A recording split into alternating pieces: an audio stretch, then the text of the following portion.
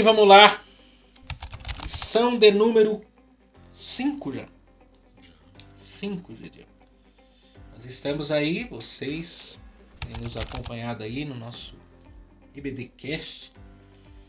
Nós estamos nesse trimestre falando sobre relacionamentos em família, superando desafios e problemas com exemplos da palavra de Deus. Né? Esse trimestre aí, no trimestre passado nós falamos de avivamento, nesse trimestre estamos falando de família. E já falamos aí quando a família age por conta própria, predileção dos pais por um dos filhos, ciúmes, o mal que prejudica a família, ídolos na família e agora motim em família. E aí, Gideão, tem motim ou não tem motim hoje em dia? É só no tempo da Bíblia que tinha motim. Em se tratando de ser humano tem tudo. É estreito o negócio dos motins, vocês vão ver aqui. Quero que vocês já se inscrevam aqui no canal, deixa aí o joinha de vocês aí, compartilha aí também todo esse conteúdo, se inscreva também lá no canal Palavra Viva, saiu o vídeo aí essa semana sobre os 4 amigos, né? Jesus, 4 amigos, o milagre. Segunda-feira vai sair sobre Mateus, Levi, publicano. Também estamos dando seguimento lá, falando sobre a série que nós estamos lá em Marcos. Inclusive, já quero adiantar você que é aqui, inscrito do canal MQ Podcasts aqui. Se Deus quiser, nós vamos começar uma temporada aí de inverno. Hoje é dia de casa. Agora hoje aqui tá fresco, né? Tá de boa, a janela tá fechada, tô até de calça. Mas no calor isso aqui vira. Nós dois cozinham, isso aqui vira uma sauna. Aí eu deixei pra gravar com os convidados, né? Que vem sempre que eu posso gravar. Mas no período frio, que não tem ar-condicionado aqui ainda, né? Mas aí a gente vai. Quero ver se eu vou gravar uma série aí com vários amigos aí. Vou chamar pessoas que já participaram, inclusive, comigo aqui. Sempre é bom, né? Voltar. E a gente vai falar sobre vários temas aí. Então, se inscrevam aí e fiquem atentos aí o que vai ser divulgado aqui no nosso canal. Nós vamos rodar a vinheta aí e nós voltamos já já.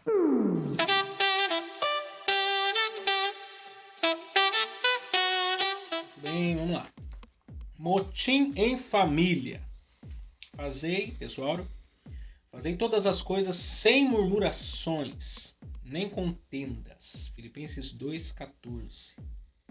Verdade e prática das murmurações derivam as contendas. Por isso devemos evitá-las em nossa família. A leitura bíblica está em Números. Eu não vou ler, porque são 2 textos aqui, tem seus contextos. Nós vamos apurar sobre esse assunto de uma forma geral hoje. Aqui vai falar. Primeiro eles apresentam aqui a murmuração do povo, né? Israel. E depois eles apresentam a murmuração que aconteceu por parte dos familiares de Moisés, né? Miriam e Arão. Números capítulo 12. Mas vamos lá, e aí, Jadiel? Será que o povo ainda hoje murmura? Será que o povo é diferente do povo do deserto? Será que não vai estar muito diferente?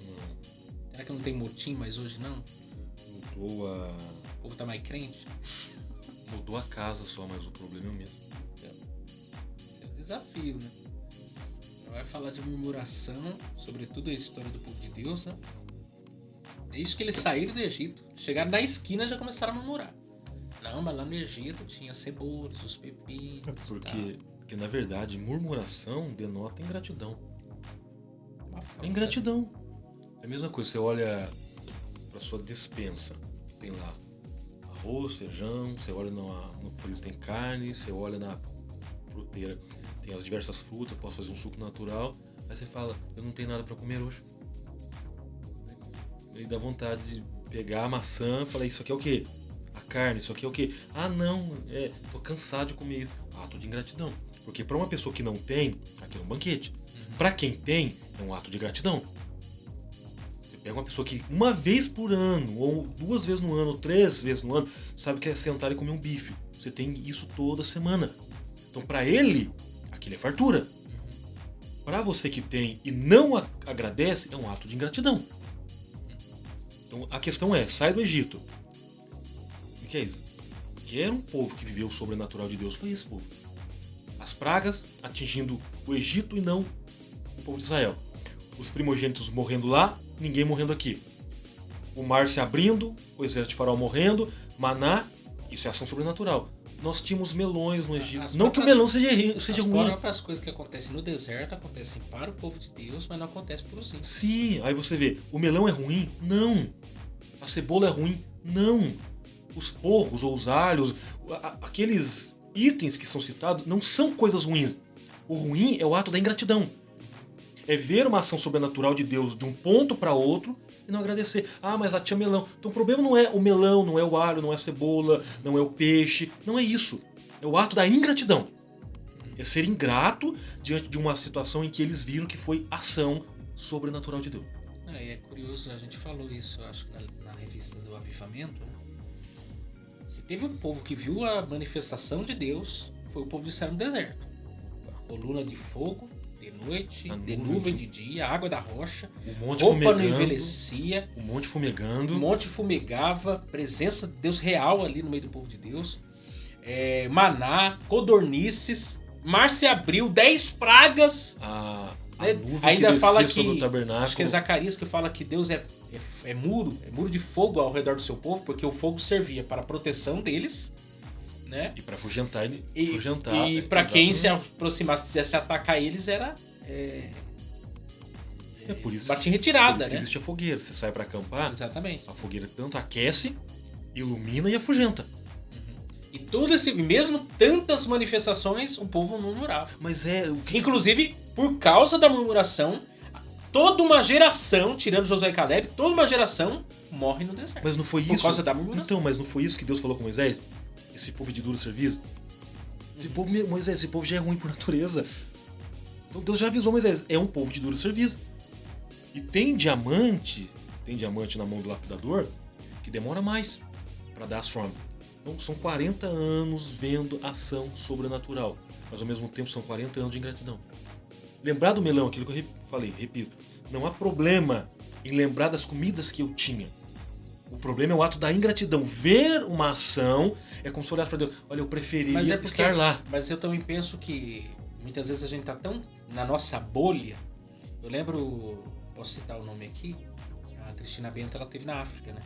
Sim. Não lembro se ela chegou a pregar em algumas congregações, na época que ela morava em Campinas, né? Ela pregou em algumas congregações, de missões inclusive, e traduziu para nós a realidade dos irmãos lá. Diz que é uma coisa assim, é um choque de realidade. Totalmente. É um choque de realidade. A pessoa vai, mas ela não volta da mesma maneira que foi. Porque o choque... Eu vi, na faculdade também teve um palestrante que esteve na África, trabalha com missões, inclusive. E ele também esteve lá e... choque de realidade. A pessoa não volta a mesma coisa, porque você vê um outro mundo. Você não consegue imaginar que as pessoas consigam viver em uma realidade diferente da que você vive. É o que eu falei com meu irmão. Se nós pudéssemos passar uma semana em um campo missionário, seja em Guiné-Bissau, Gana, Moçambique, que há muita perseguição de cristãos, inclusive. Nós não voltaríamos mais o mesmo.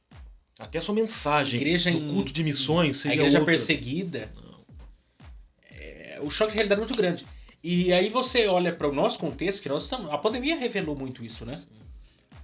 Na pandemia, veja bem, o nosso país, a liberdade religiosa, né, que temos, embora alguns estão, né, tentando fechar o cerco. Eu ainda ouvi a fala, acho que do ministro aí do governo, falando uma baboseira aí esses dias, dizendo que precisa haver controle da mídia para que haja liberdade. Olha a linguagem do cara.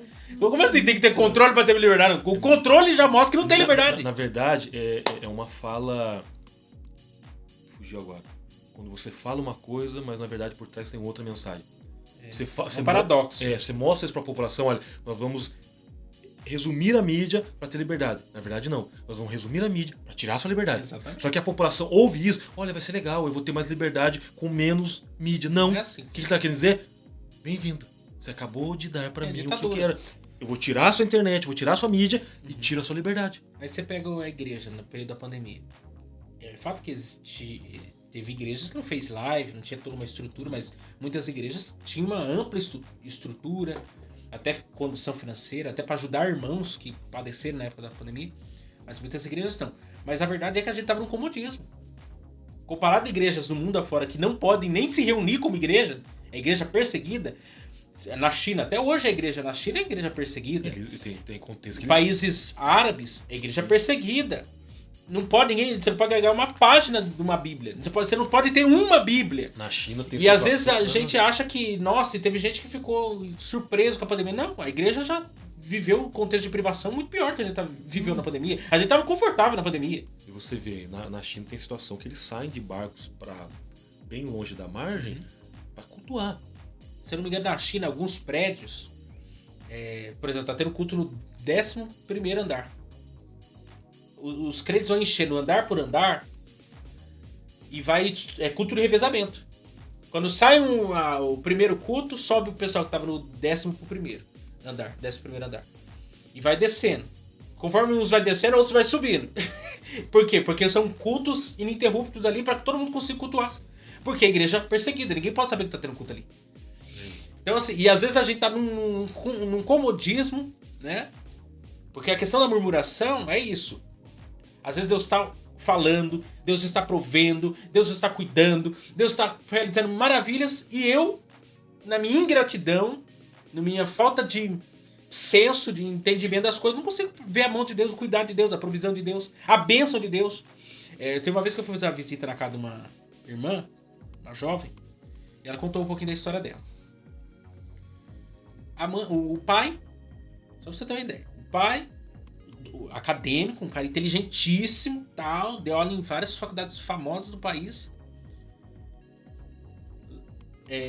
agredia a mãe dela, no fim da história largou a mãe dela pra se juntar com um homem, abandonou as duas na Rua da Amargura, viveram um bom tempo em muita privação, porque ele dava uma vida boa, confortável, só que a partir do momento que ele saiu de casa, ele abandonou, ele não quis saber de nada. Elas tiveram que viver outra realidade de vida, ver um outro lado da vida.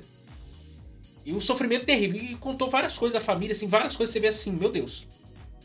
Aquele dia eu cheguei em casa, conversei com os meus pais, eu falei assim, olha, eu dou graças a Deus pela minha casa, eu dou graças a Deus pelos meus pais, eu dou graças a Deus pela vida que eu vivo, porque graças a Deus eu não tenho nenhum exemplo disso dentro da minha casa. Eu não sei o que é uma pessoa que fala assim, meu pai batia na minha mãe, eu não sei o que é isso. Ou mesmo de briga, de trocar palavras ofensivas de palavrão, porque tem gente que não sabe discutir na elegância, né? Desce o nível. Eu não sei o que é isso. Ou de abandono, pessoa que abandona, que nesses dias eu vi esses dias, essa semana, inclusive. Uma irmã mostrou pra mim que o pai dela mandou uma foto pra ela, que o pai dela é separado da mãe dela há muitos anos. Mandou uma foto com uma prostituta, que ele pagou R$500 sua prostituta. E tem coragem de mandar pra filha. O cara de 60 e poucos anos. Mandando a foto do lado uma prostituta. Ele pagou R$500 pra ter relação com ela. E esse cara abandonou, quando largou a mãe dela, não prestou assistência pra ela. Nunca pagou pensão. Até hoje, pra ganhar um presente, pra qualquer coisa, é uma prova. E a pessoa tem coragem de pegar o dinheiro da aposentadoria dele, o dinheiro dele pra pagar uma prostituta. Eu não sei o que é isso, eu não consigo nem imaginar o que é isso. Ter um pai com esse tipo de referência, esse tipo de exemplo. Então, às vezes, a gente só se torna grato, ou só consegue entender a gratidão e não murmurar e agradecer de fato, quando a gente vê essa situação totalmente avessa. Você vê lá, você tem uma questão funcional e você tem outra totalmente disfuncional. Você fica assim, meu Deus do céu, tem misericórdia da minha vida, me leva, me arrebata. Porque tem hora que a gente não sabe nem o que falar pra uma pessoa dessa. Porque eu não vivi. Ação do pecado. A única palavra que a gente tem pra resumir, pecado. Não, o ato de desobediência de Adão e Eva acarretou no quê? Em tudo que a gente imagina um pouco mais. Não, e é um poço de pecado, de erro, de... muito mais. Porque, na verdade, a murmuração é fruto de um coração incrédulo. De alguém que não entendeu quem é Deus e não consegue ter um relacionamento com Deus sincero, verdadeiro. De entender, porque ainda eu já contei aqui em outros episódios aqui dos nossos podcasts, né? O pastor Antônio Carlos Costas esteve em Moçambique, um país pobre também da África. Não recolhe imposto de renda porque a pobreza e a miséria do povo é muito grande. E teve um evento ciclone lá, né? Devastou região lá. E existem cristãos lá. Né? Existem pessoas salvas lá. E ele conversando com uma moça de 16 anos por aí, crente. E ele fez a pergunta de ouro, né, pra ela. Como que você se relaciona com Deus diante de todo esse sofrimento? Diante de tudo isso que você tá vendo aqui, diante dessa miséria, essas privações, etc. Como que você se relaciona com Deus? Ela olhou pra ele, com a coisa mais normal do mundo, falou assim, pastor, nada disso, nenhum sofrimento que enfrenta, nada disso se compara com o que Deus fez por mim ao enviar o seu filho unigênito para morrer no meu lugar. Porque quando você pega o sacrifício de Cristo e qualquer outro sofrimento humano, não se compara. Não, exato. A obra de Cristo é superior, é muito maior para dar conforto e consolação. O texto de Romanos 8,32 aquele que não poupou seu próprio filho, antes o entregou por todos nós, como não nos daria também com ele todas as coisas? Se você não entende que ele já nos amou e declarou esse amor e provou esse amor em Cristo na cruz, a gente fica desesperado com as coisinhas poucas. Todo sofrimento que perdura ou que faz parte da vida do ser humano, tem ser humano que nasceu sofrendo e sofre até hoje. Então perdura na vida dele o sofrimento. Ó, eu estudei com um rapaz que ele tinha deficiência no braço. Não se compara um minuto, um segundo com o sofrimento vicário. Não, eu estudei com um rapaz que ele tinha deficiência no braço. Ele não tinha ele tinha um toco, né? Ele tinha um braço, um toco. E ele poderia. Muitas pessoas, diante de uma deficiência, porque nasceu assim. Aí entra aquela pergunta de quem pecou? Foi os seus pais para que nascesse assim? Porque alguém fica se questionando em relação ao sofrimento, né? Por que disso? Por que daquilo? Só que a verdade é que nada pode pesar na balança quando você tem um Deus amoroso que prova seu amor para conosco. Acabou. Só que muitas pessoas vivem numa vida de murmuração por não entenderem isso. Não entendem também a questão de ser amado, porque penso que, inclusive, parte de nossos problemas seriam resolvidos se nós entendêssemos a nossa identidade de amado. Nós somos amados, ponto final. Deus não me ama mais quando eu faço coisas boas, porque alguém pensa que o amor de Deus é como um termômetro, né? Oscilante. Quando eu me santifico mais, então Deus me ama mais. Quando eu peco ou erro e falho, aí Deus me ama menos. Não é assim o amor de Deus. Deus prova o seu amor para conosco. O amor dele vamos dizer, incondicional. É nivelado. Quando falo nivelado, é 100%, não tem oscilação. Não é como uma roda gigante, hora embaixo, hora em cima. Ele é nivelado, ele é 100% constante, mantido. É o amor de Deus indescritível. Né? Falta palavras pra gente descrever isso. E ponto final. Isso não vai mudar. O fato de nós sermos amados é uma verdade bíblica que não pode ser mudada. Ainda o texto de 1 João 4,19 diz: nós o amamos, quer dizer, uma correspondência, porque ele nos amou primeiro. Quer dizer, eu não amaria Deus se ele não tivesse me amado. Eu fui amado para amar. O amor dele excede o meu entendimento. Não, por isso que a Bíblia fala com cordas, né? Sim. Me atraiu. E a mesma Bíblia vai falar o quê? Que o amor de Deus ele constrange a viver algo novo. A poesia do amor do apóstolo Paulo? 1 Coríntios 13. Tudo é amor, tudo ele costura ali com amor. Então assim, eu penso que grande questão, porque a murmuração, nós vamos entrar nos tópicos já, a murmuração é uma afronta a Deus. A murmuração é pecado porque é como você dizer que Deus não é Deus suficiente. Ingratidão. É ingratidão, porque a Bíblia fala de lamentação. Mas lamentação não é igual a murmuração. Não. Lamentar é o que Jesus fez na cruz. Ele ia ali lama sabactano. Deus meu, porque me desamparaste. Lamentar é tirar a cera. Né? É ser sincero. Então, tirar a cera do rosto. Sim, lamentar. Você pega o Salmo 42 e o Salmo 43, inclusive o hino 193 é baseado nisso. Eu estou lamentando. Por que está abatido a minha alma? Qual que é o sentido disso? Eu estou lamentando diante de quem tem a resposta. Lamentar é reconhecer a minha falibilidade, sim, a minha incapacidade de compreensão, inclusive, dos planos e caminhos, sim, de Deus. Mas a murmuração não. A murmuração coloca a culpa em Deus. Por que culpa Deus, né? Por que é chamado de Lamentações de Jeremias?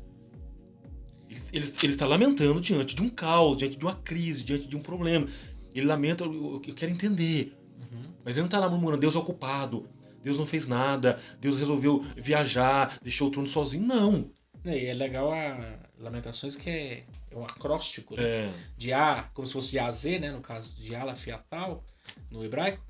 E isso mostra também que a lamentação tem um começo e tem um fim. Sim. Ela não é... A vida inteira não será de lamentação. Haverá um período que pode haver. Não é uma lamentação perpétua. Não.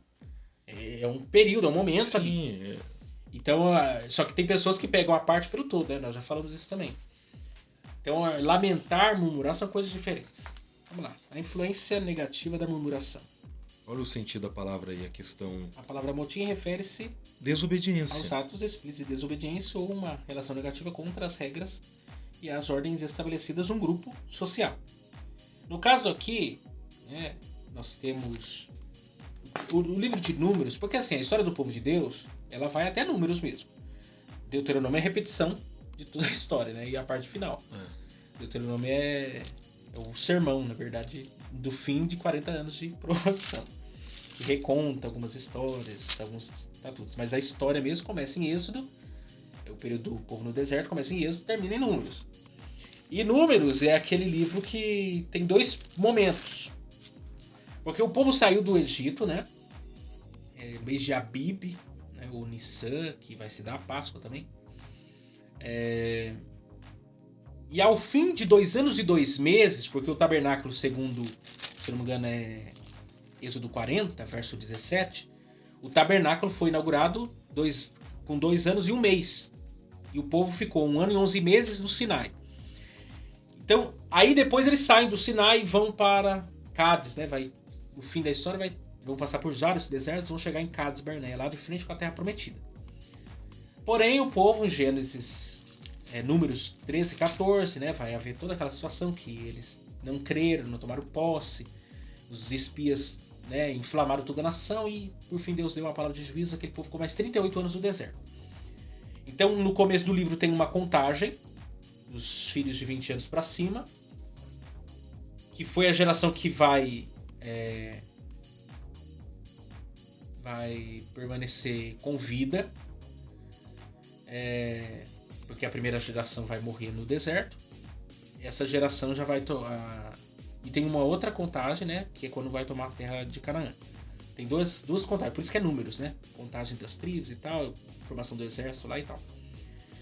E aí, só que o que acontece? Vai haver esses períodos de murmuração do povo, né? Vários momentos aí. Vai ter murmuração no capítulo 11. Vai ter murmuração no capítulo 12. Depois vai ter murmuração no capítulo 16. Com Coradatã, Abirão e On. Então são várias murmurações, né? Na verdade, a chaleira estava fervendo. Aí o cálice da ira de Deus estava só se enchendo, com o povo murmurando, vivendo tantos milagres e o tempo inteiro ali se queixando. E aí, aqui, Gênesis, ó, Números capítulo 11, é destinado aos anciãos, que vão cuidar do povo, inclusive... Eldade e Medade, né? Vão profetizar. Josué vai ficar com ciúminhos lá, né? Que há ciúme no ministério também, né? Querendo criar uma intriga. Daí Moisés fala assim: se você soubesse o peso de ser um profeta, você queria que todo mundo profetizasse. Bom se todo mundo fosse profeta. Porque é interessante essa contagem aqui, porque alguns confundem isso aqui. Lembra lá no, se eu não me engano, é Êxodo 18, que fala de Gerson?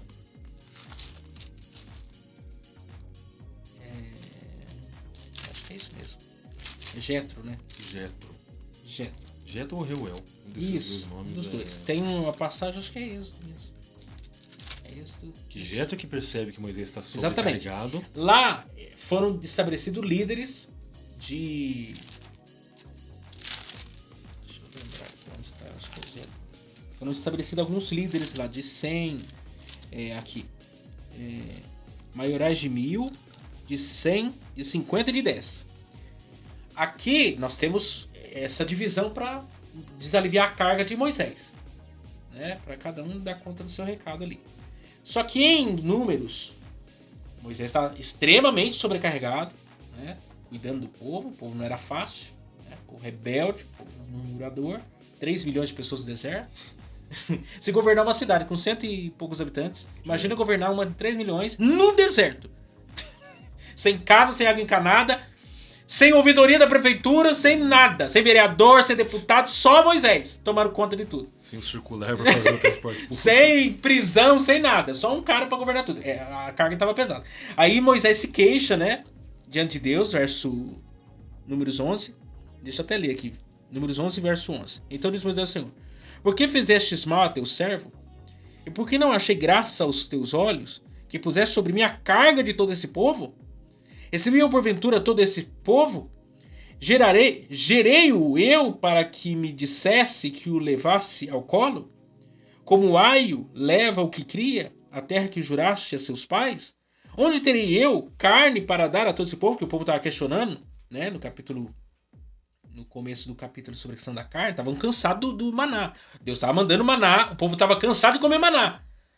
Deus provendo todo dia o maná e o povo falava assim, não gostei desse milagre, queria uma pizza, queria uma picanha, queria um negocinho. Deus provendo ali, não faltava nada, o povo não tinha fome, não tinha falta nada, e o povo estava reclamando. Eu sozinho não posso levar a este povo, porque muito pesado é para mim. E se assim fazes comigo, mata-me, eu te peço. Se tenho achado graça a teus olhos, e não me deixes ver o mal. Eu acho lindo isso aqui, porque algumas pessoas pensam assim, existem super bens, né? O pessoal acha que existe super crente. Meu, olha para Moisés. Elias, na caverna. Paulo, no 1 Coríntios capítulo 1, veio uma aflição tão grande que eu desesperei da vida, chega a morrer. João no cárcere. Você tá entendendo? Alguém pensa que é um super crente. Nossa, eu sou o cara. Tudo eu posso. É uma nadir da vida. Você cultua que ela aparece aí depois, hein? Só que não existe super crente, gente. Se Moisés, que era Moisés, homem de Deus, falava face a face com Deus, entrou lá, ficou 80 dias no Monte Sinai, o monte fumegava, a presença de Deus, a nuvem eu acho que era até densa, sentia a presença só no toque. O cara que de tanta maravilha, o rosto resplandecia quando ele desceu no monte. Ele chegou desesperado da vida, que dirá nós? Que nem tivemos experiência tão profunda assim. E Paulo fala isso à igreja de Corinto. Fui provado além das minhas forças e da vida me desesperei. Opa, para chegar ao ponto de desespero, ele percebeu. Provação não foi uma provação qualquer. Uhum. E vai falar para mim... Tirou todas as energias. Vai falar para mim que Paulo nunca teve a vontade de desistir. Será que nunca passou isso pela cabeça dele? Ao contrário. Olha a questão de Elias. 850 profetas. Um desafio grande. Inclusive, ele tira sarro dos profetas. Uhum.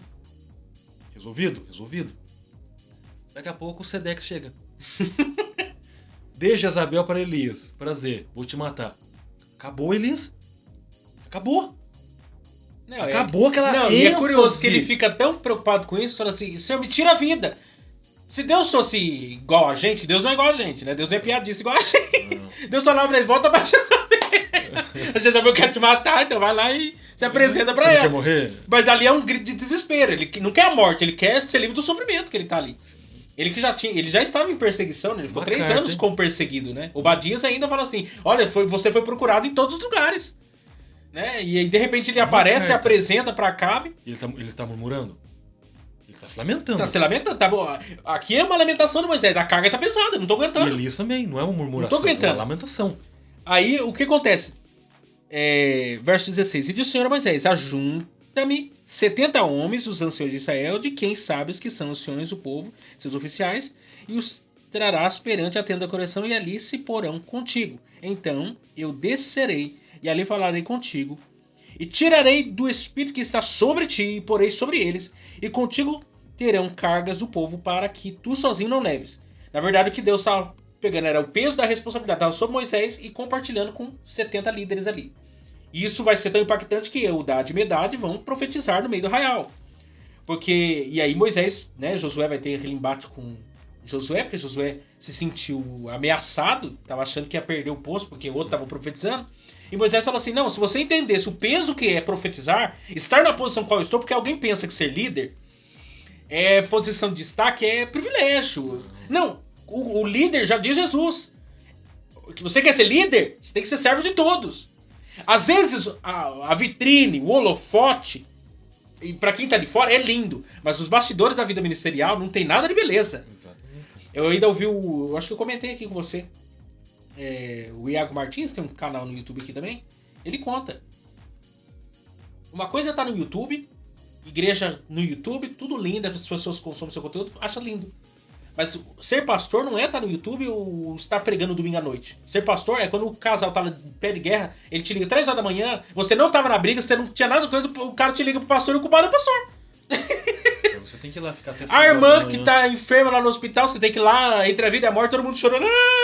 E você tem que ir lá consolar. Às vezes você não tem nem palavra pra falar, e você tem que ir lá dar uma palavra, tem que orar pra Deus fazer milagre. Então a propaganda parece ser bonita, mas os bastidores não tem nada de glamour. O peso da responsabilidade é muito grande. Outro dia chegou um irmão pra mim e eu pude sentir na pele o que é você estar no bastidor. Chegou pra mim, confessou algumas coisas, pecados. Assim, Jesus, ainda eu pensei assim, meu Deus, se ele não falou com o pastor dele, eu tô na prova. Porque daí ele tá contando pra mim, eu vou ter que confrontar ele e vou ter que levar esse caso pro pastor, porque eu não vou ficar com o pecado dele na minha mão, não. Mas não tem nada a ver com isso, não. Então, mas a questão, se ele te procurou... Não, mas é pecado de indisciplina, não tem nem pra onde correr. Então, mas se ele te confessou, aí entra a questão. Não, já mostra o coração. Não, a confissão. Arrependido. Orou, houve confissão, a partir de agora você não pega mais. Lembra da mulher? Sim. Não pega mais. Vai então, não. se ele te procurou, porque ele queria alguém pra confessar, Sim. ele já confessou. Agora vamos fazer o seguinte, agora entra uma palavra mais dura, irmão, então a partir de hoje, acabou. Sim, Você já me confessou que o fez. irmão chegou, contou um monte de coisa, eu fiquei coçando a cabeça e falei assim, Jesus, e agora, pai? Me dá sabedoria, Senhor. Porque essas horas a gente não espera certas coisas. Aí eu falei pro irmão, você contou isso pro seu pastor? Aí eu contei, falei, que bom. A carga já ficou até mais leve. Por quê? Alguém pensa que é fácil carregar a carga do outro. Não é fácil carregar a carga do outro. Porque às vezes você nem tem estrutura em si mesmo para carregar aquela carga. Embora a Bíblia ensine cada um, né, compartilhar a carga uns com os outros, mas há áreas que a gente não tem condições. Aí você pega Moisés sobrecarregado, atendendo de manhã, tarde e noite, povo brigando de manhã, tarde e noite, porque é o povo terra seca, né, que nem diz a Nadir. É o terra seca esse povo aqui no deserto, perturbando a vida do coitado do Moisés. O cara tinha que carregar toda a carga de todo mundo, gente. Não é fácil. E o povo murmurando, Deus fazendo milagre, Deus provendo, Deus cuidando, Deus com promessas para realizar no futuro, o povo aqui murmurando. Às vezes isso acontece na igreja, acontece dentro de casa, acontece na família, acontece nas amizades, acontece em tudo. A ingratidão, a murmuração. Sim. É alguém colocando uma culpa em você que você não tem culpa. Né? As coisas acontecem, tem que achar um culpado, porque é a história do contexto lá no Gênesis. A mulher, foi a mulher que tu me deixa. Não, foi a serpente. Ninguém quer assumir a culpa. A serpente culpa quem? Não culpa ninguém, porque ela era culpada. Então, ela, se fosse olhar pela ótica, teria que culpar alguém. Mas não, para nela. As pessoas querem sempre pegar a culpa e jogar na costa de alguém. Sim. Ninguém quer assumir a culpa, né? O próprio Satanás, né? A vontade e o desejo dele é o tempo todo acusar o povo de Deus. Aí o texto de Romanos 8, se não me engano, no verso 33 ou 34... Quem tentará acusação contra os escolhidos de Deus? Se é Deus que o justifica. Se ele pudesse, ele ficava o tempo todo perturbando a nossa vida. Não é o versículo 1 do capítulo 8? Nenhuma condenação há. Então são questões que vão acontecer. Então veja bem, Moisés estava sobrecarregado, o povo tirando o fígado do cara e entra no capítulo 12. Né? Que é o segundo tópico já. Segundo tópico. O motivo da rebelião de Miriam e Arão. Porque no primeiro tópico é o povo. Exatamente, o povo tá murmurando. O povo queixando da questão da comida, o povo. Uma parte do povo foi fumegado. Uhum. Deus matou com fogo, que era o Taberá. Mesmo assim, insistiram. Aqui é a questão do povo. O povo contra Deus. Até o texto de Êxodo 32, né? Quando Moisés desceu do monte, o povo com o bezerro de ouro lá.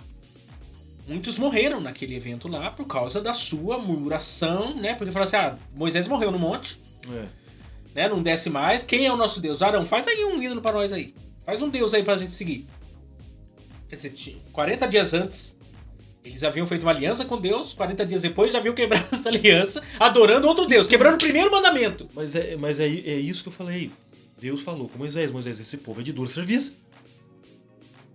Pensa num povo complicado é esse. O próprio Deus fala, eu vou matar esse povo, eu vou suscitar um povo de vocês, eu vou levantar um povo de Moisés. Aí Moisés, não. E Moisés é o intercessor, né? Ele compra briga. Ele coloca-se na frente do povo. O senhor não vai fazer isso. Se o senhor fizer, risca o meu nome no livro da vida. O povo causando dor de cabeça pra eles, colocando em defesa do povo. Isso é verdadeiro líder, né? Você vê, olha a visão de um pastor. O senhor vai matar esse povo pra quê? as nações falarem que o senhor trouxe eles para cá Tá só sem pro senhor vergonhado? só pro senhor matar ele, o senhor vai matar ninguém não. Olha a questão, o senhor não vai matar ninguém. Se Olha a for- ousadia, né? Se for matar, então foi o seguinte, risco meu nome no livro da vida, eu vou junto com ele.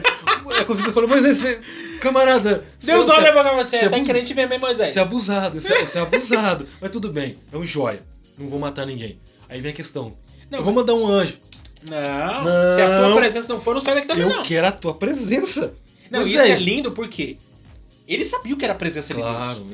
ele não ia pedir Ele uma não coisa ia sem saber. aceitar. Ele que uma vez já tinha entendido que a presença de Deus, ele ia querer um substituto? Não. Não. Eu quero a tua presença, porque eu sei que a tua presença afugenta o medo, afugenta o mal. Quando vier uma nação contra, Deus está lá. Não desprezando a figura angelical. Mas lembra de Êxodo 17, né?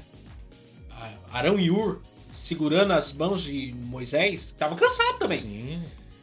Enquanto a mão de Moisés estava levantada, o exército do povo de Deus prevalecia contra os amalequitas. Abaixava a mão. Abaixava a mão, o povo perdia a guerra.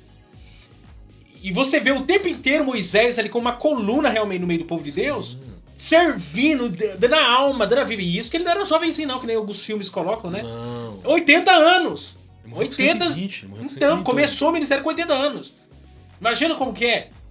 Então, eu vejo, minha avó tem 80 anos. Uma pessoa de 80 anos não tem força, tem vigor, mas não. Então, É fato que eu creio que naquele tempo ainda tinha talvez um pouco mais, porque ele tinha toda essa coisa que nós... porque ele passa 40 essas anos no coisas cancerígenas que Egito. tem hoje, né? Ele passa 40 anos no Egito, 40 anos em Midian, onde ele tem experiência no Sarsal. Sim, Depois ele é chamado para fazer a obra, pra liderar o povo. 80 para 120. Que foi justamente o tempo Não, que aí ficou... você pega aquele homem dando a alma, dando a vida para aquele povo ali o tempo inteiro. Ele que já é fruto do milagre de Deus também. Não, aí você vê uma outra questão ligada a Moisés que ajudou muito. Que é dom. Se Deus não der isso, não adianta. Manso, humilde. Pensa no camarada. Moisés, eu tô a ponto de quebrar a cara daquele camarada da tribo. Então, Moisés, não faça isso, não compensa. Não, e eu acho engraçado porque às Uma vezes a calma, gente tem a mansidão. ideia. A gente tem a ideia de que Moisés era um cara bruto. Porque quando você pensa no Moisés, você pensa na lei. A lei é carrasca. Não, a lei ela vem pra... Só que a personalidade de Moisés não tem nada a ver com isso. Não. Ele é um cara totalmente manso. Se você conversar com ele, Moisés, eu tô irritado, irado, eu tô enraivecido. Moisés, qual é o motivo? É um dos personagens mais importantes, inclusive, da história do povo. Inclusive, ele é estudado em várias... Sim, no Egito. Em vários outros contextos. A questão de José também estudado. Aí você vê. Qual é o seu problema? Não, Moisés, Agora eu tô, matou o egípcio lá, mas... eu tô enraivecido. Mas o que levou isso? Naquela tranquilidade. Moisés, você não tá entendendo, camarada? Paciência, mansidão. E o que a Bíblia fala? Bem-aventurados mansos, porque herdarão. Sim, vai falar E isso. vai falar também, bem-aventurados pacificadores, porque Aham. a questão de pacificar era com ele. Apaziguava. Moisés queria a paz de Deus sobre o povo. Se fosse outro, quem que é o fulano? Traz ele aqui. Pode ficar à vontade, vai. Mas não. O que tinha Moisés? Moisés tinha carisma. Tinha carisma. Tinha mansidão. Apesar de que na rocha lá ele... Não, ele tinha uns momentos. Não, Sabe qual que é a impulsos personalidade? momentâneos. Isso daí eu fico pensando. Porque assim, o Moisés ele é um cara manso, né? Vai falar sobre isso. Mas ele tem uns momentos de Os de impulsos fúria também, dele, tem os os impulsos. Porque tem pessoas que elas. É da personalidade dela, ela é mansa, só que ela vai guardando algumas coisas. Até quando- que explode de vez. Isso que é o Porque problema. acontece isso com o egípcio, ele mata o egípcio. A rocha, né? Ele fere a rocha. Bate na rocha, que bate não na quando rocha. era Isso pra impediu, bater. inclusive, de ele entrar na Terra Prometida. Quebra as tábuas da lei. A oração dele em Números 16. Senhor, eu quero uma coisa nova, faz uma coisa nova, abra a terra e engula esse povo. O cara tava furioso. Por isso que você tem que tomar cuidado quando você pedir pra Deus uma coisa nova. A coisa nova pode ser um juiz de Deus. Ele tem uns acessos assim de fúria, assim. Então, Mas é por causa dessa Zelo. mansidão prolongada, Mas né? isso também mostra zelo. Sim, todos os acessos dele de. Né, que você vê que ele tá mais ousado assim. Jesus não era um camarada, vou usar o termo camarada, mas Jesus não era um personagem. Era e é de pura mansidão, Uhum. pura humildade, pura pacificação. O que ele faz lá no templo? Faz um chicote, pode sair daqui. E confrontava diretamente os fariseus. Pode sair daqui. Os escribas, os religiosos. Ele faz menção ao Salmo 69,9, o zelo pela tua casa me devora. Então é uma ira de zelo, ó, negativa. Aqui na casa da mãe Joana não. Santa, né, que a gente fala. Não é casa da mãe Joana não. Então é a questão de tomar aquele suspiro e falar, olha, Deus, camarada, bater de frente, mas até nisso é zelo. Então Sim. tem a questão. Agora olha o primeiro subponto pra você ver. Dois aí, o motim da rebelião geral. Olha o primeiro subponto. Agora vamos lá. A inveja. Aí você vê... Aqui que é o ponto, né? Aí você vê Provérbios 14:30, se não tiver enganado. A inveja é a podridão dos ossos. Tem um texto, depois eu vou usar ele, mas vamos concentrar aqui na Miriam. Deixa eu só ler aqui. Gênesis não, tô cismado com Gênesis hoje. É Números 2. E falaram Miriam e Arã contra Moisés. Fofoca, resumidamente. Mas quem começou foi Miriam. Exatamente. Por causa da mulher Cuxita. Cuxita é etíope, né? Lembrando que Moisés, 40 anos no Egito, né? 40 anos depois de Midian. E aqui a Cuxita é Vem lá de Cã. é Zípora. Vem lá de Cã, de Noé. Exatamente. De Cuxi, de Cã, né?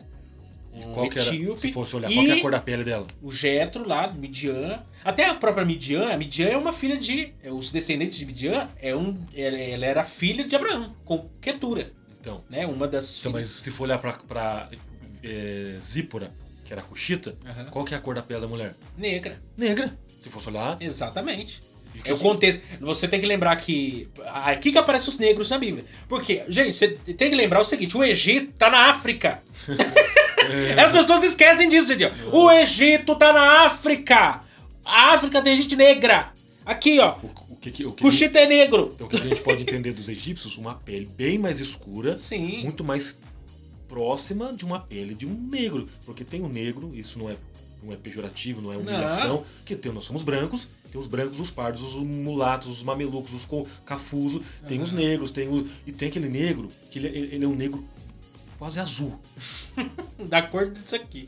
O legal disso Eu queria ser assim, na verdade. É a brancura do dente. Porque eu sou preto napolitano. É. Aqui tá de uma cor, aqui tá de outra. Queria ser bem preto mesmo. Uma coisa, porque eu fico fascinado com a pessoa que é negra.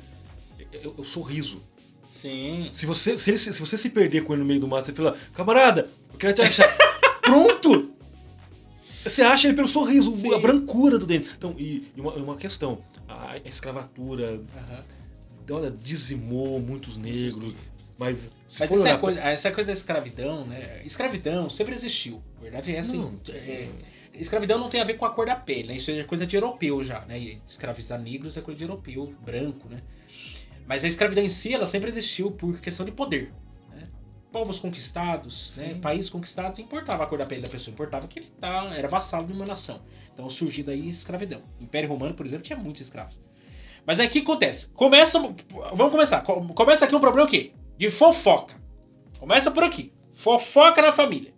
Ah, não gostei da minha cunhada. É aqui. A Miriam é a irmã. Lembra que Miriam é a segunda filha de Joquebed, né? Ou Joquebed. É porque Arão, Miriam e Moisés. Exatamente. Arão, Miriam e Moisés. E veja bem, aqui é uma desavença de irmã e cunhada, no caso, né? Cunhado, briga de cunhado. Não tem isso na sua casa, né, gente? E uma outra questão. Não gostei da minha cunhada. É o caso aqui. E qual que é o problema? Ela não é pertencente a nenhuma das tribos de Israel. Exatamente. O outro problema é esse. Ela não era do povo. Não é hebreia. Só que aqui a gente tem que abrir um parênteses. Moisés era... no contexto da lei, era de fato proibido casar com pessoas de outra nação. Mas nesse momento tinha lei. A lei vai... A conversa de Moisés. E ele já tinha se casado com Zípora. Ele já era casado com Zípora. Então aqui o contexto de ser de outra nação não se enquadra em Moisés. Até porque a gente entende que o próprio Jetro era sacerdote. Aí fica a interrogação, né? Porque o que dá a entender é que ele temia o Deus de Israel. Temia o verdadeiro Deus. Porque na verdade a manifestação, como Jó não era hebreu. Não. Jó é antes do meu período, na verdade, de Abraão, mas de contexto de localidades diferentes, servindo o mesmo Deus. Né? O próprio Melquisedeque também. De Salém. Não tinha nada a ver com o povo de Deus. E você vê a manifestação desse povo crendo no Deus de Israel. Então eu quero acreditar que Jetro aqui, como essa família aqui, eram de crentes. Pessoas que conheciam a Deus, porém não eram israelitas. Igual um livro que veio em mente agora. Fator Melquisedeque. Sim. Deus não se revelou aos astecas, aos incas, aos maias, aos caras da Birmania. Deus se revelou às nações, Deus se revelou aos povos e continua se revelando. Alguém pode pensar, você pode ir na África, numa comunidade lá com 100 africanos, lá na curva do rio, lá na gruta, você chega lá, olha, eu vim falar de Deus. Se ele aponta pra cima, eu já conheço. Ah, eu ouvi falar do filho dele. Ah, agora você vai. Mas o Deus que criou todas as coisas a gente conhece. Sim. Pronto, então Deus se revelou Só que de aí diversas formas. só que aí você vê como que esse vai ser um problema no futuro do povo de Israel, né? Paulo vai bater forte nisso. Esse nacionalismo, É. né? O próprio João Batista confrontando os escribas, os fariseus, os levitas, aquele povo todo, falou assim: até das pedras Deus pode suscitar filho de Abraão. Deus pode dar filho de Vocês qualquer estão nação. achando que vocês são o último bolacha do pacote, até das pedras Deus pode suscitar filho de Deus Abraão. pode tirar filho de qualquer nação. Porque alguém tá pensando assim, não, se não tiver o sangue de Abraão, não é povo de Deus. Não é assim que funciona, só vai ser pela fé. Exatamente. Pela graça mediante a fé. Exatamente. Independente dos povos, tribos, línguas e nações. Aí houve essa fofoca aqui, esse desentendimento aqui. Verso 2, e disseram, porventura falou o Senhor somente por Moisés? Não falou também por nós? E o Senhor o ouviu. Aqui ela tá conversando com Arão. Ela que tá fazendo a cabeça, Ela meu tá irmão. conversando com Arão, falando de Moisés e a sua esposa. É. Fofoca, né? Aquela coisa. E preocupar. E aqui eu vejo um tomzinho, porque Miriam era cantora profetisa, né? Mas a inveja do quê? O que ela viu na mulher que, Então, que gerou inveja? Tem um texto, deixa eu ver se eu acho. Por que ela era uma negra do olho Não verde, sei, do olho azul, do cabelo loiro? O que causou inveja de Miriam? Eu queria entender essa Miriam aqui. Tem hora que você... Porque se você for olhar pela questão, o que levou Miriam a invejar? O primeiro subtópico aqui é inveja. Inveja do quê? Eu tô com inveja do meu irmão porque ele casou com uma cuxito. Também quero casar com um cuxito. Se fosse olhar assim, quero casar com um cuxito. Porque casou com uma cuxito, eu quero um sei que cuxito a gente pra mim. vê aqui, eu chamo isso aqui de orgulho espiritual. A pessoa que... Porque tem pessoas, seguinte, a gente vê isso, tá cheio na internet. As pessoas querem se agarrar a alguma coisa. Elas querem ter algum tipo de status pra ser mais crente ou mais santo do que outras pessoas. Isso é orgulho espiritual. Não, eu orei, Deus ouviu. Eu jejuei, o mar se abriu. Eu não sei o que, eu preguei, Esse orgulho espiritual é o que eu vejo aqui em Miriam. Ela quer uma posição de liderança. Ela quer destaque, ela quer aplauso, ela quer confete. Ela quer que alguém lembre do nome dela. Eu não falei pra você que outro dia teve um congresso aí numa igreja, a irmã ficou chateadinha porque não colocaram o nome dela na carta que ia ser enviado para outra congregação? Tiveram que reimprimir tudo, colocar o nome dela porque ela era o fim do mundo? Carta de convite. Você tá entendendo? Porque tem gente que quer alguma coisa pra dizer que é alguma coisa. Precisa disso. É o que eu vejo aqui em Miriam. Né? Infelizmente. Só que o detalhe aqui, no verso 2 diz, e o Senhor ouviu. E aí que é o perigo, né? Porque aquilo que a gente fala, a gente tem que vigiar o que fala, né? Porque Deus tá assim, ó. Agora, olha pra você ver. Olha a posição. Qual que é a posição de Moisés? Profeta. Uhum. A posição de Miriam também é profeta. Sim. Fala que ela é profetisa. E vamos dizer, inclusive, era conselheira. Sim, cantora. Cantora. Agora vamos lá. Profeta e profetisa. Qual que é a função de Arão? Sacerdote. Sumo sacerdote. Quem que tem o direito de entrar diante do propiciatório? Arão. Arão tá invejando o irmão por quê?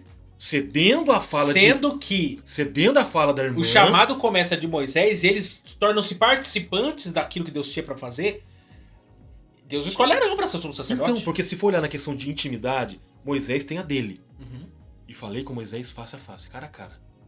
Tete a tete, olho no olho. Não, eu gosto... Aí você vê, olha pra você ver. Quando era o dia do Yom Kippur, que é o dia da expiação, uma vez no ano, quem que era responsável por entrar no Santíssimo Lugar? Moisés?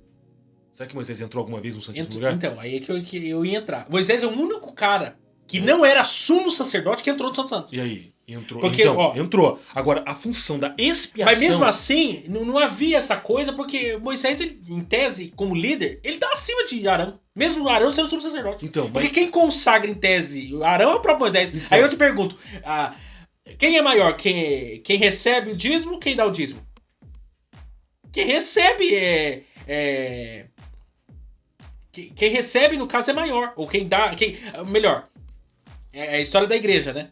O Papa, o padre, que ungia os reis. Quem que é mais poderoso? É o Papa, lógico. É a liderança religiosa. Sim. Se eu consagro alguém, é porque eu tô acima daquele alguém. Mas aí pra você ver, se Moisés entrou no Santo dos Santos, ele não entrou pra fazer propiciação. Ou entrou? Então. Não. Ele podia entrar? Como sumo sacerdote, Não, no não. caráter de sumo sacerdote, não. Então, Moisés não tinha Mas essa como função. caráter de líder, né? Então, ele não tinha essa função, mas entrou. Então vamos tentar entender, ele entrou. Moisés é profeta. Sim. Arão é sumo sacerdote. É responsabilidade dele fazer o processo de propiciação, do ritual, estar dentro dos padrões que Deus estabeleceu. Sai do Santíssimo Lugar com o quê? Com a bênção de Deus para transmitir ao povo. Por isso que o povo ficava de ouvido atento. Enquanto ele se mexia, as campainhas funcionavam. Então eu tenho a função de sumo sacerdote. Eu já tenho a minha função. Eu também falo com Deus, face a face. Eu também recebo de Deus mensagem. Ele era o porta-voz. Então, ele tinha a função dele. Ele era o porta-voz de Moisés. É no ministério. Só pra você ver, quando a pessoa não entende a função de servir, ela não entende o que é o reino de Deus. Eu fui em uma das congregações, aí na época quem estava lá, hoje não pastoreia mais. Aí ele falou pra mim, conversando depois do culto, falou, Geniel, eu tenho um camarada aqui que foi consagrado ao presbitério. Terminou o culto, eu falei pra ele, você pode me ajudar a fechar as janelas? Ele olhou pra mim e falou, não, isso é função de diácono, não de presbítero. Eu falei, não, muito obrigado, pode deixar que eu fecho. O pastor falando, pode deixar que eu fecho. O que é isso? Ele não entendeu nada. Quem não serve, não serve. Ele não entendeu nada. Igual aconteceu comigo, eu fui na congregação, você conhece, eu posso citar o nome com todo respeito, o William, que está no Santa Cecília. Ele estava no Retiro Feliz. E quando eu fui lá no culto de ceia, só tinha ele no povo.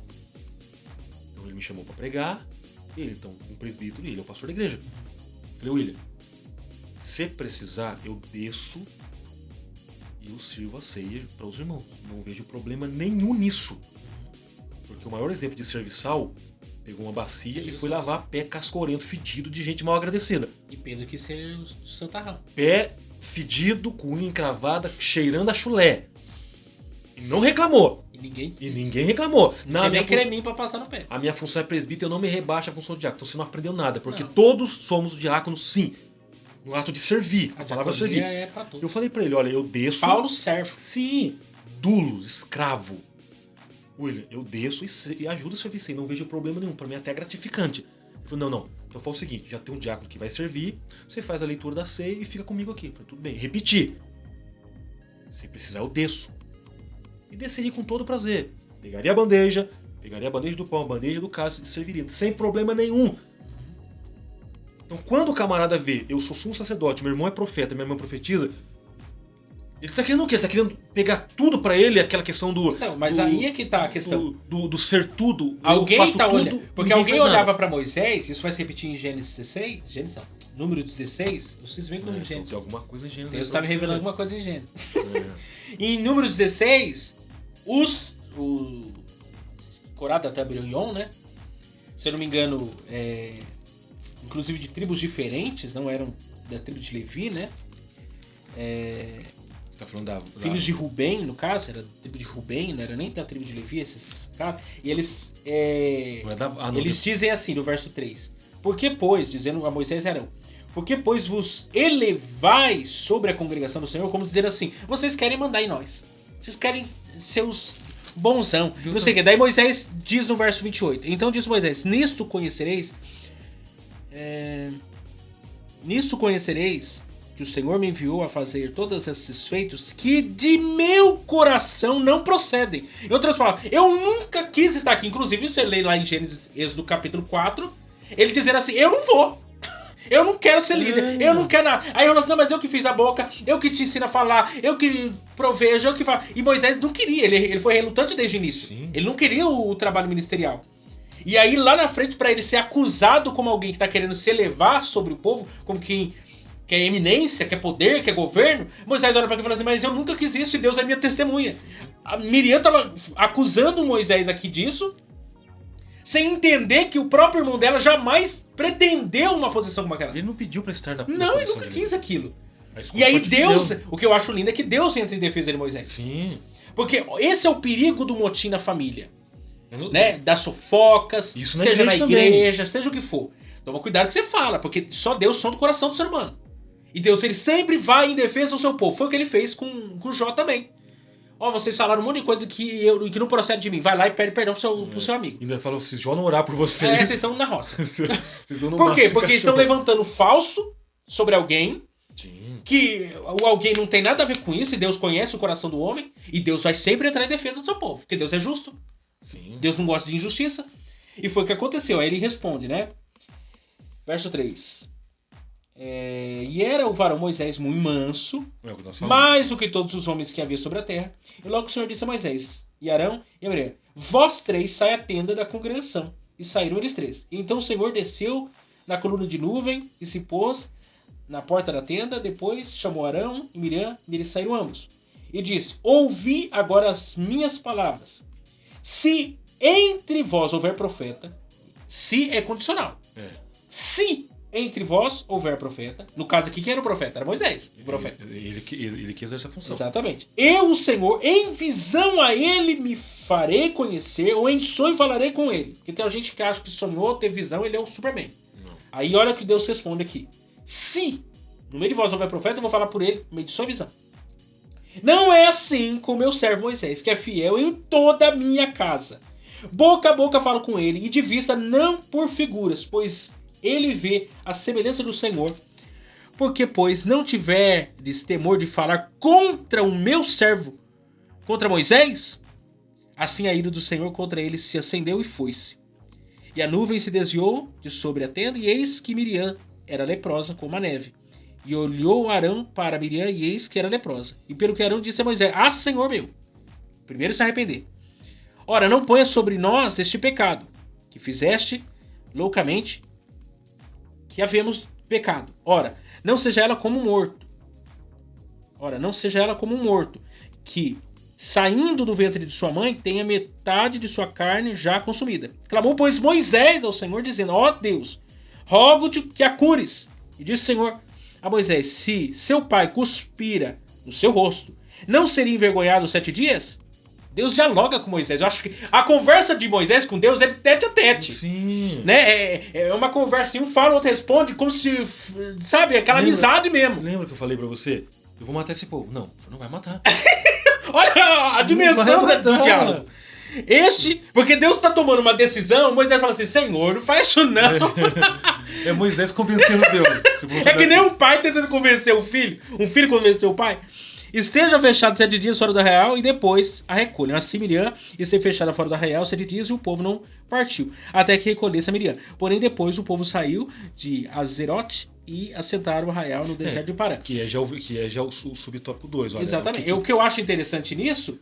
O motim familiar promove... De sabores e ofensas. Exatamente. O que eu acho interessante aqui é... Por exemplo, Miriam queria posição de destaque. Queria estar na posição de liderança. Ela achava que Deus tinha que falar com ela, que Deus falava no meio dela, ela que tinha que liderar todo mundo. Ela era a primeira pastora metida aqui na Bíblia. É Miriam. Queria arrogar o título de pastor aqui, Miriam. Você acha que isso é coisa de agora, né? O povo acha que essas coisas é de agora. Olha aqui, a primeira pastora querendo arrogar pra si um título aqui. Aí ela fica leprosa. Leprosa é um símbolo da ira de Deus no contexto do Antigo Testamento. O que o leproso tá? Qual era a sentença do leproso? Isolado. Ficava fora da arraial. Não podia ter contato com ninguém, isolado, não podia nada. Tava isolado. No ostracismo. Quer dizer, quem queria tanto algo foi colocado pra fora. Queria liderar, ninguém agora vai te ouvir. Então, olha como que é interessante essa questão de você esperar, que tudo tem seu tempo determinado. O pastor Antônio, ele foi pastor de Moreira. Antônio, esposo da irmã Cristina Bento. E quem era o pastor presidente na época era o pastor Misael, que agora já dorme no Senhor. E foi o pastor Misael que esteve lá, fez a troca. Aí ele chegou pra mim, o pastor Antônio, e falou o seguinte: Ediel, fica no seu lugar. Só isso. O que ele tá querendo dizer? Fica no seu lugar, não precisa ficar puxando tapete de ninguém, querendo pular degraus na hora errada. Fica no seu lugar. Porque sabe o que é interessante? Quando você fica no seu lugar, Deus te acha, Deus sabe onde você está. O que a Bíblia fala de Davi? Achei meu servo Davi onde? Jogando bolinha de gude. Jogando peteca, jogando golfe. Achei meu servo Davi. Ele estava onde? No lugar que eu queria que ele estivesse. Então por que eu vou puxar? Não, eu tenho que me autoconsagrar. Eu tenho que chegar agora e mostrar para o pastor, eu estou aqui e tal. Quando é que o senhor vai me levar para a consagração? Porque, com toda sinceridade. Se for para ser. Dá vontade de chegar no camarada e falar: camarada, você quer chamar a atenção de alguém? Vai chamar a atenção do próprio Deus que te conhece. Sim. Fica no Deus teu tem uma obra lugar. na tua vida. Pronto. Em 2015 eu estive no Rio de Janeiro, congresso lá. E pregou lá o Gisel Gomes, que até congregou aqui em Pinto, se não me engano. E ele pregou uma mensagem lá E ele falou sobre isso. Falou assim, nunca force a maçaneta da porta. Claro. Se Deus tem um propósito pra você, ele vai abrir a porta. Nunca. Aí ele falou assim, não corrompa pra ter esse microfone na mão. Se você corromper pra ter esse microfone na mão, almeja não ter. Porque o microfone vai chegar na tua mão. Claro, Ninguém vai precisar... claro. Você não precisa roubar o microfone de ninguém pela violência. Não. Se Deus te chamou, ele vai botar o microfone na tua mão. Mas tem casos que funciona assim. Lógico que tem. As pessoas corrompem pra ter títulos. Eu não quero que o Miqueias seja o discipulador. Eu quero que fulano. Eu dou um jeito de boicotar todo mundo, mas aquele camarada tá em evidência. Mas você vê, quem que é o camarada? Dá uma analisada nele. Você pode ver. Quando é a chamada de Deus, é Deus que coloca a mão na maçaneta e abre a porta, é diferente. Não, e Deus, ele é tão misericordioso, porque Deus, ele trabalha, né? Muitas vezes, eu acho que você já deve ter passado por essa experiência. Questão ministerial, sobretudo. Tem muitas pessoas... Eu, quando na minha época de infância, mais novo, nasci e fui criado aqui, né? Na Assembleia de Deus, Belém. Algumas congregações aqui em Pinda, teve época que eram aquelas congregações em evidência. Não era qualquer um que pregava naquela congregação. Sim. E ainda, quando eu tava em outro contexto, outra realidade, eu pensava assim, nossa, mas o cara que prega ali, o cara é bom mesmo, hein? Pra pregar lá tem que ser fera mesmo. E às vezes você via outros que estavam vivendo o momento de Deus. Deus abriu a porta pra ele. Colocou o microfone na mão dele. Era o tempo dele viver as promessas de Deus. Deus tinha feito promessas pra... E Deus, ele faz promessas a gente não sabe quando que a coisa vai acontecer, né? Passa todo um processo. Só que às vezes a gente esquece disso. Então a gente vê Deus prosperando no ministério a fim de alguém, e às vezes a gente acha até que Deus está sendo injusto. Não, existe o tempo do cumprimento das promessas da vida dele, e existe o tempo do cumprimento das promessas da sua vida. Você tem que estar debaixo da vontade de Deus. Hoje, quando eu recebo convite para pregar em algumas dessas congregações, eu falo assim, meu Deus, como que Deus é, né? Sim. Porque no passado era algo inimaginável. Sim. E hoje, Deus permite algumas coisas acontecer para mostrar o quê? Tem um tempo de cada coisa no plano dele. E eu tenho que entender que... E não precisa corromper para tomar... Deus fazendo de ninguém. Não. Eu tenho que entender que a função de Moisés é de Arão, de Miriam, de Miriam. Quando eu era mais novo, você, pregador, você sabe disso. Cada um tem um estilo de pregação. Sim. Muitos pregadores, no começo, a gente acaba... Sempre tem um pregador que a gente tem como referência. Todo pregador vai ter um começo do ministério, vai ter um cara que ele vai olhar assim, gosta desse cara, gosta do jeito que ele prega, e vai se espelhar em alguém. Só que ele vai descobrir que Deus chamou aquele pregador para ser aquele pregador, e você chamou para ser outra coisa. Cada um, Deus também deu um estilo, um jeito, uma forma. Um é mais exaltado, outro fala mais calmo, um outro é mais pentecostal, o outro é mais doutrinário. Cada um tem um estilo. A verdade é essa. Só que demora para às vezes a pessoa entender isso aí. E enquanto você não entende o propósito de Deus para sua vida, o chamado de Deus para sua vida, você fica até frustrado. Porque alguém pensa assim, não, se eu pregar, tem que ter 3 falando em língua estranha ali, 10 batendo palma ali, outro rodopiando lá, aí eu sou um pregador bom. Não. Às vezes vai ter um pregador que vai causar esse movimento, esse impacto. Mas talvez não vai ser assim com o seu ministério. E não vai significar que Deus não está te usando. Porque você tem que entender o porquê que Deus chamou. Qual é o seu estilo? Qual é a sua linguagem? Qual é a sua mensagem? Deus chamou Miqueias para ser Miqueias. Deus chamou Miqueias para ser Gideão. Nem Gideão para ser Miqueias. O que Paulo fala a questão do corpo? Existem muitos membros e cada um na sua função. Exatamente. Um regou, o Paulo...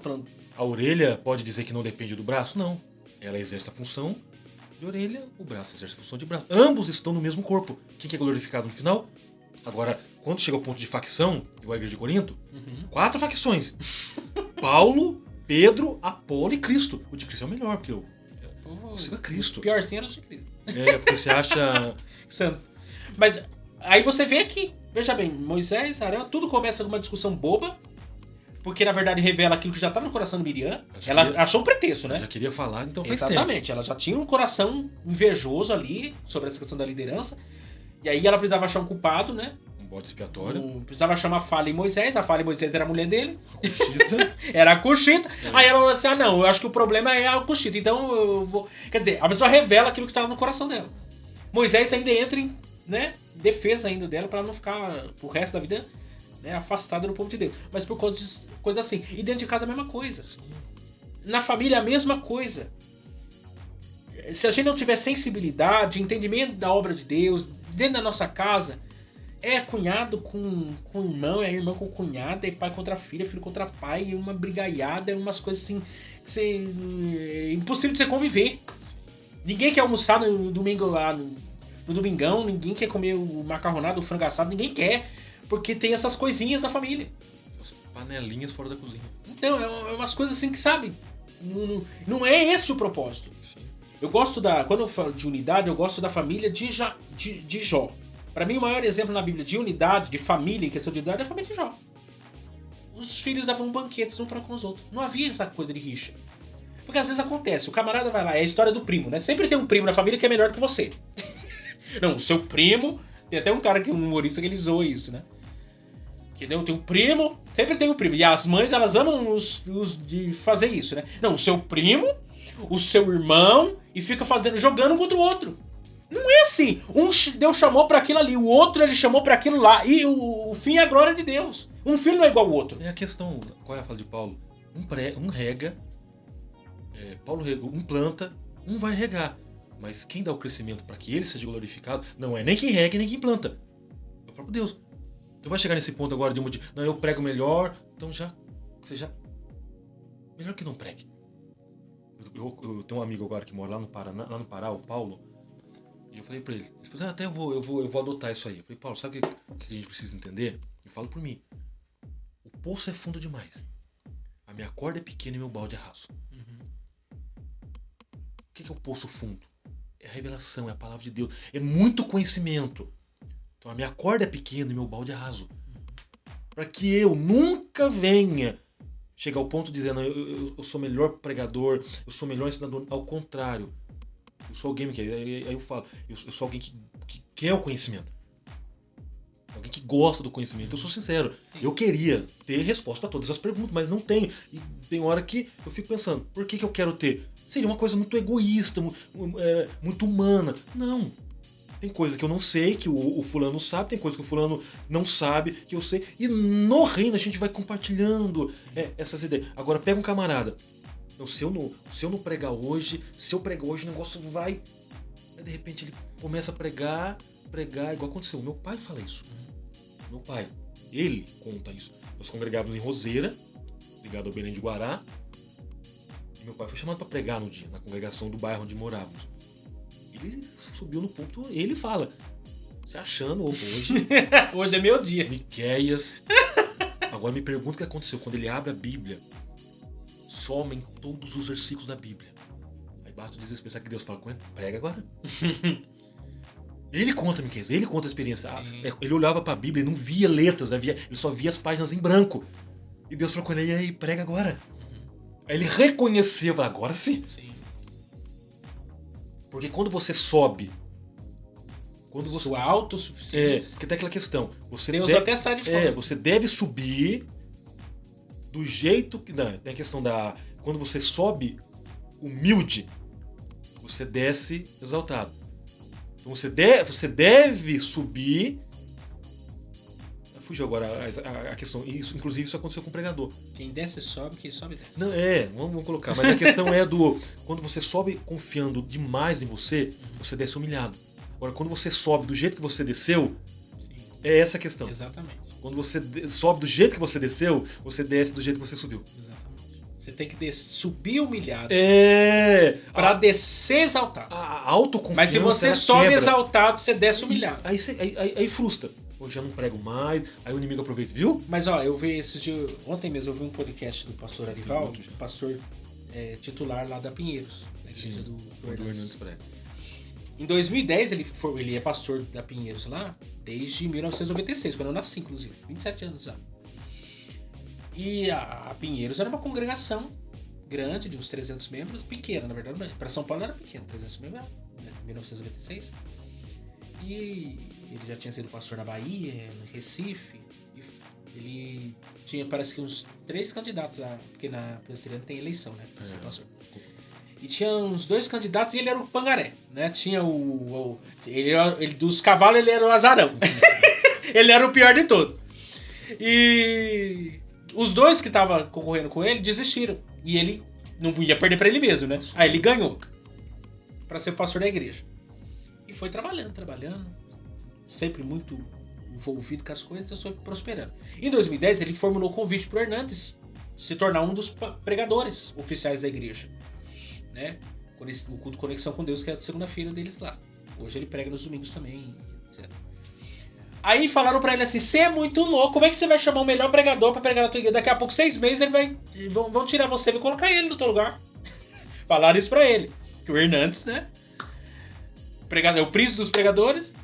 Daqui a pouco falaram pra ele, você vai perder o posto.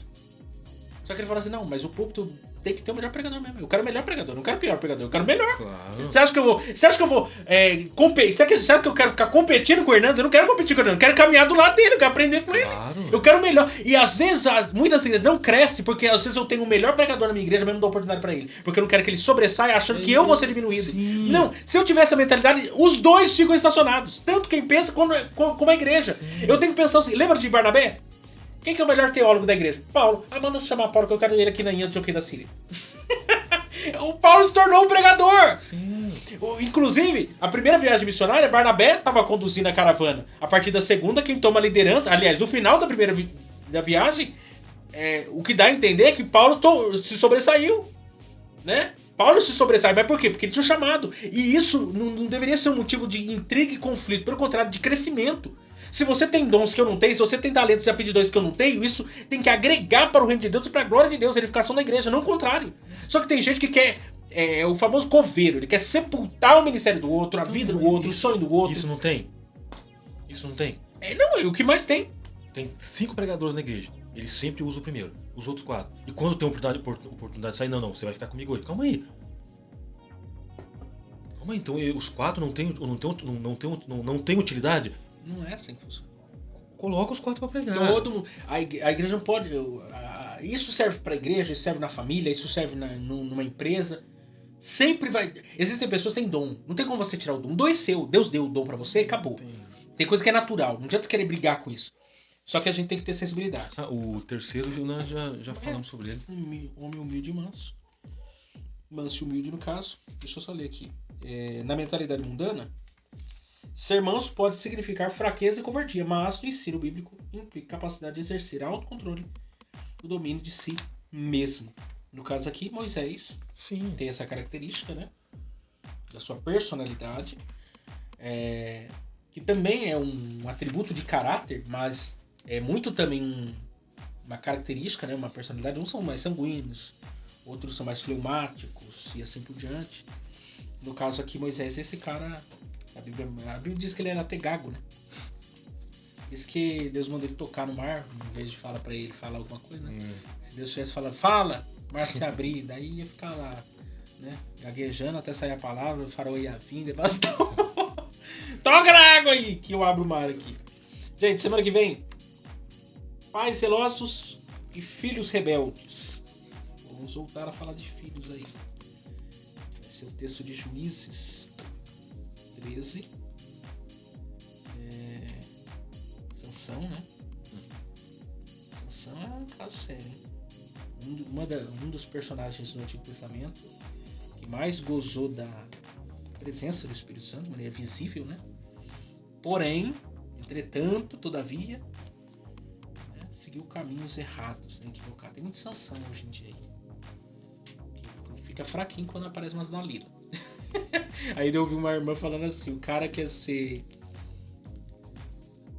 Diz que é Davi, mas tem salvo nos contatos a Betseba.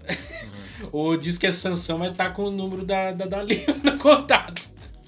Né? Ou diz que é José, mas tá querendo conversar com a Maria Potifar. É fraqueza, né? É estreito o negócio. Na semana que vem nós vamos falar sobre isso aí. Pais zelosos e filhos rebeldes. Deus vai ser vocês aí até semana que vem.